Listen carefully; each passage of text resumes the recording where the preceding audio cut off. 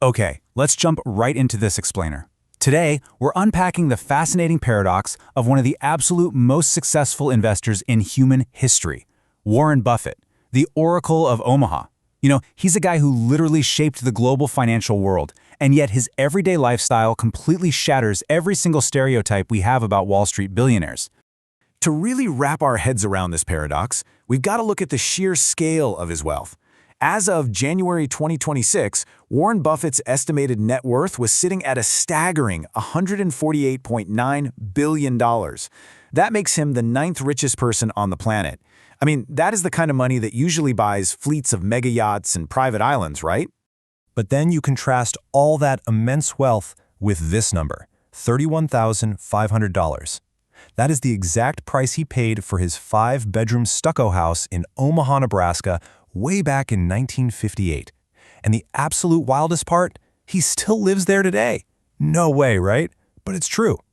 So how exactly does a guy with hundreds of billions of dollars live so simply? Well, here is our roadmap for today's explainer. We're going to cover his early life, building Berkshire, value investing, the frugal billionaire, and finally, giving it all away. Starting off with Section 1, Early Life and the Making of an Investor. Right from the jump, Buffett had this innate, almost obsessive hustle. At just 11 years old, while most kids are, just playing outside, he bought 3 shares of City Service preferred stock.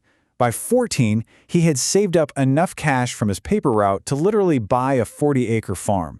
And at 15, he and a buddy bought a used pinball machine for $25, stuck it in a local barbershop, and within a few months, they owned a whole empire of these machines across Omaha.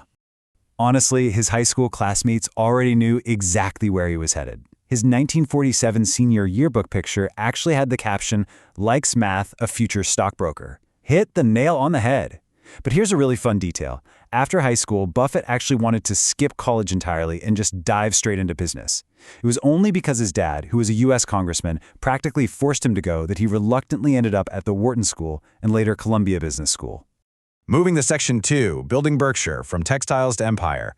And this foundation really kicked into gear with a seriously bold move in 1951. After finding out his mentor, Benjamin Graham, was on the board of GICO Insurance, Buffett took a train to Washington, D.C. on a Saturday and just physically knocked on the headquarters door until a janitor finally let him in.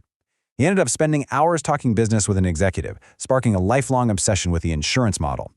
So, the really crucial thing to know here is that his massive holding company, Berkshire Hathaway, actually started out as a failing textile mill. His partnerships aggressively bought up shares, and by 1965, he took full control of the company. Ironically enough, he later called buying into this struggling textile business his worst trade ever. But he didn't let a dying textile mill sink him. Instead, he systematically executed this brilliantly simple 3-step playbook.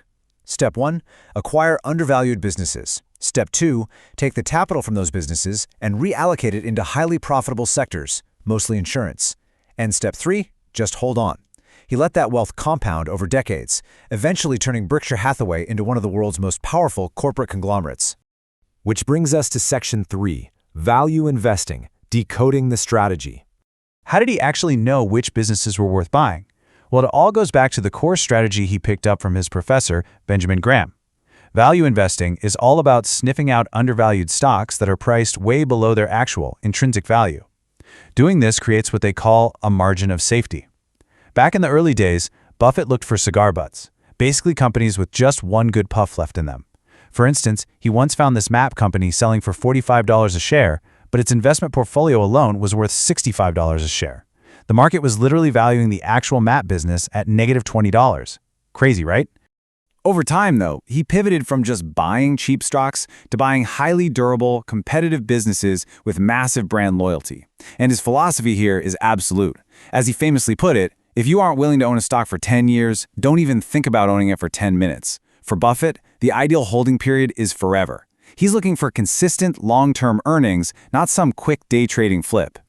And for everyday investors like us, his advice is incredibly straightforward. He is deeply skeptical of high-fee Wall Street managers. In fact, in 2007, he made a famous million-dollar bet that a simple, low-cost S&P 500 index fund would completely outperform a basket of expensive hedge funds over 10 years, simply because those massive Wall Street fees just eat your profits alive. And guess what? He was absolutely right. By 2017, that basic index fund had crushed every single actively managed hedge fund in the bet. Let's shift gears to Section 4, the frugal billionaire, looking at the Oracle's personal life. So despite running a company capitalized at hundreds of billions of dollars, his base salary in 2006 and 2008 was just $100,000. I mean, in the world of top corporate executives where multi-million-dollar bonuses are just expected, that is incredibly small. It's practically unheard of. His lifestyle is just refreshingly simple and, honestly, charmingly outdated. He's been playing the ukulele since 1949, which he originally learned just to impress a girl, by the way. He spends a solid 12 hours every single week playing bridge, often with his buddy Bill Gates. He's a strict teetotaler who famously downs Coca-Cola all day long. And get this billionaire tech investor actually held on to a classic Nokia flip phone all the way until 2020. But he pairs all that folksy Midwestern charm with some seriously sharp, relatable wisdom. He really gets the struggles of the average person. He famously warns that inflation silently eats away at hard-earned savings. As he explains it, to a widow keeping her savings in a passbook account, inflation is basically this devastating invisible tax on her capital. All right, finally, Section 5, giving it all away, the philanthropy breakdown. Because the truth is, he isn't keeping the money. Alongside Bill and Melinda Gates, Buffett co-founded the Giving Pledge in 2010. He's personally promised to give away 99% of his fortune to philanthropic causes. We are talking about one of the largest charitable commitments in human history. For a long time, the massive bulk of his donations went straight to the Gates Foundation, totaling an estimated $48 billion over the years. But things changed. In 2026, he actually cut ties with the Gates Foundation, following revelations regarding Bill Gates' ties to Jeffrey Epstein. So moving forward, his immense future wealth is going to flow directly into these 4 charitable foundations run by his family members, which will continue his monumental legacy of giving. And while he definitely involves his kids in that philanthropy, they are absolutely not getting those billions for themselves. He firmly believes that the rich earn outsized rewards in a market economy, for sure, but he does not believe in dynastic wealth. He famously said he wants to give his kids just enough so they feel they could do anything, but not so much money that they feel like doing nothing. So as we wrap up this explainer, the biggest takeaway here is really a challenge to your own values. We've just looked at a man who completely mastered the capitalist system, only to turn around and reject all of its material trappings.